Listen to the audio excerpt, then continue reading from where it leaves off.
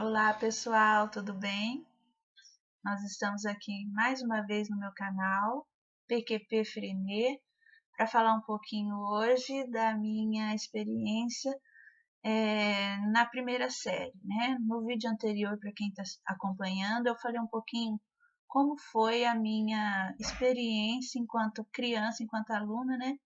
Na educação infantil. E hoje eu vou falar um pouquinho sobre como foi a minha experiência na primeira série. Para começar, eu tenho 46 anos, né? Então, fui alfabetizada já há algum tempinho. E quando eu fui alfabetizada, a gente entrava na escola, no ensino fundamental, com 7 anos. O que eu mais me lembro dessa época é que foi assim um choque mesmo de, de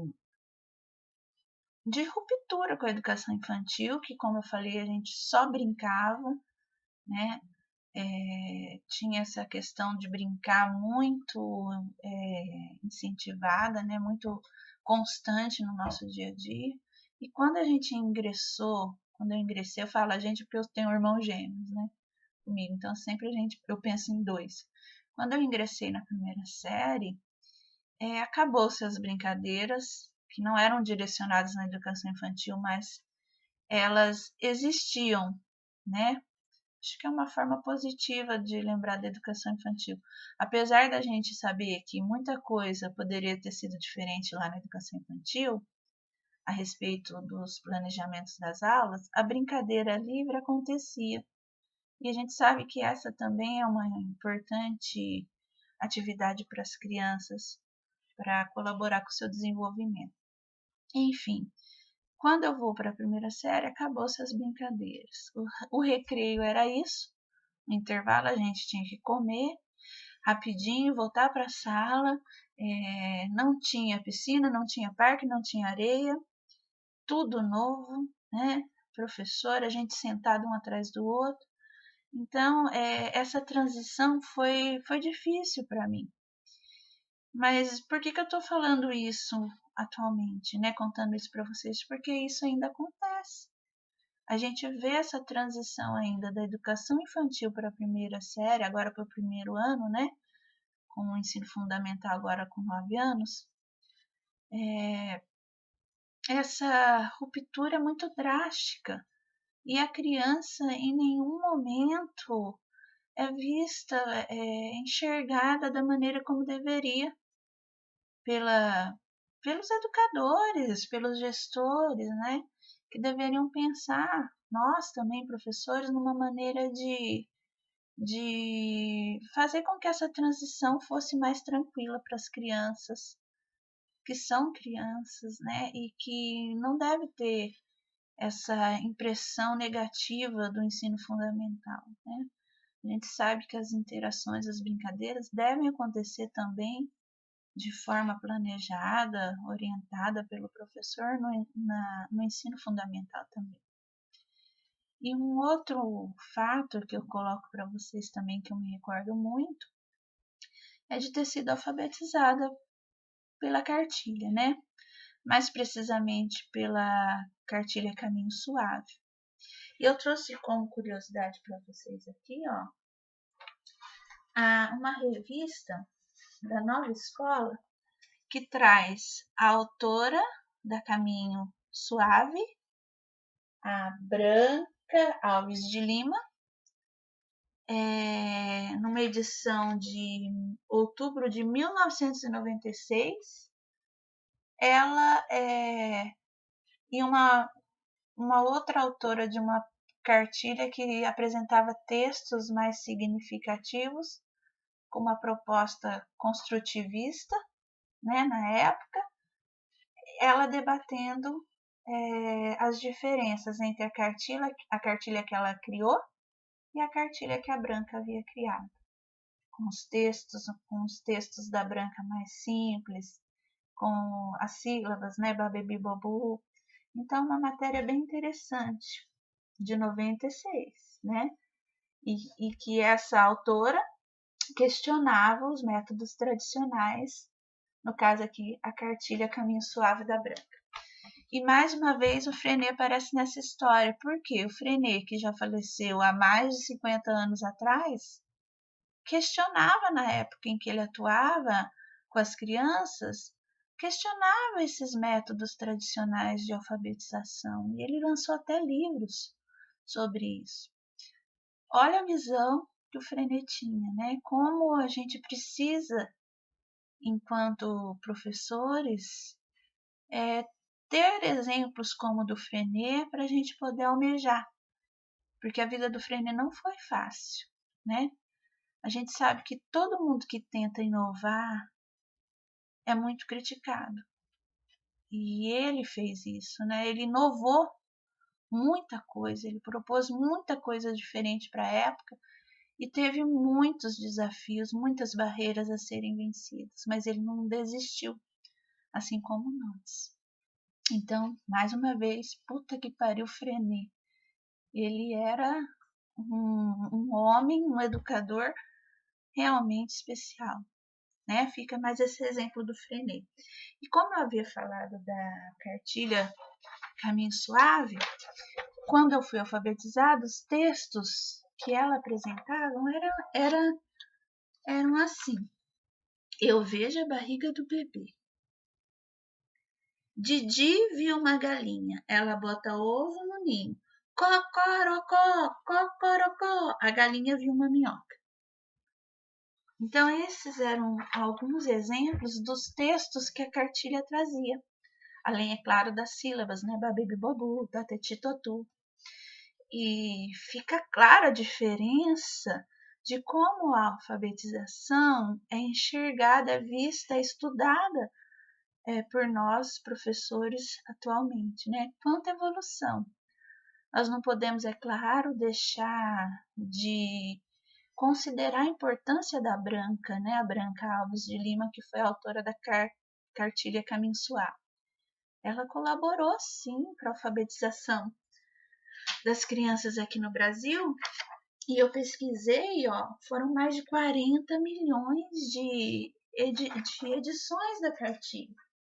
Não, 40 milhões de exemplares. Mais de 132 edições. Então, a Branca deixou aí um legado, um marco na história do Brasil, com essa proposta de alfabetização de 1950. A gente tem que ter essa memória histórica, saber como foi esse processo lá em 1950.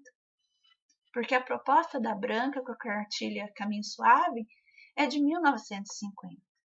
E hoje nós estamos em 2020. Então, muita coisa mudou.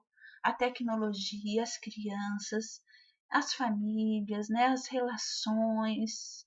E o professor tem que estar consciente dessas mudanças e caminhar junto com essa evolução, né? E ter em mente que essa alfabetização tradicional que muitos dos professores mais antigos tiveram, ela foi eficaz, mas não é a ideal. Hoje a gente sabe através das leituras dos estudos. Então, mais para frente, nos vídeos que a gente for compartilhando com vocês, a gente vai discutir mais sobre essa questão da alfabetização, dando exemplos, práticas de sala de aula, tá bom? Mas fica aqui esse registro da importância da cartilha nessa história de alfabetização do Brasil, né? Uma outra coisa interessante é que a Branca trabalhava muito com crianças da zona rural. Talvez seja esse o motivo dela ter escolhido, por exemplo, o texto da galinha, né? Para tentar aproximar um pouquinho a realidade do campo com as crianças que ela alfabetizava. Ela tem que ser, sim, respeitada e admirada, porque ela também contribuiu para a educação. Mas nós temos que ter em mente que isso foi uma história lá atrás, em 1950. E hoje nós estamos em 2020 e as mudanças têm que ocorrer. Essa alfabetização não cabe mais nos dias de hoje. né? E uma outra curiosidade que eu trouxe lá da minha primeira série essa. Eu não achei a minha foto, mas para quem tá vendo o canal agora, eu tenho irmãos gêmeos comigo e eu achei a fotinha dele. E essa foto foi vendida para os pais, né? A foto da gente sentadinho na mesa, lá atrás um mapa, o nome da escola, o ano, a cartilha Caminho Suave aqui. E a escola oferecia aos pais e os pais compravam com maior orgulho aquela foto, né? E a escola arrecadava dinheiro. Mas por que eu quis colocar isso? Porque a escola atual de 2020 ainda propõe atividades como essa, de tirar uma fotografia assim, sem se questionar o porquê dessa pose. Será que não poderia ser uma pose diferenciada?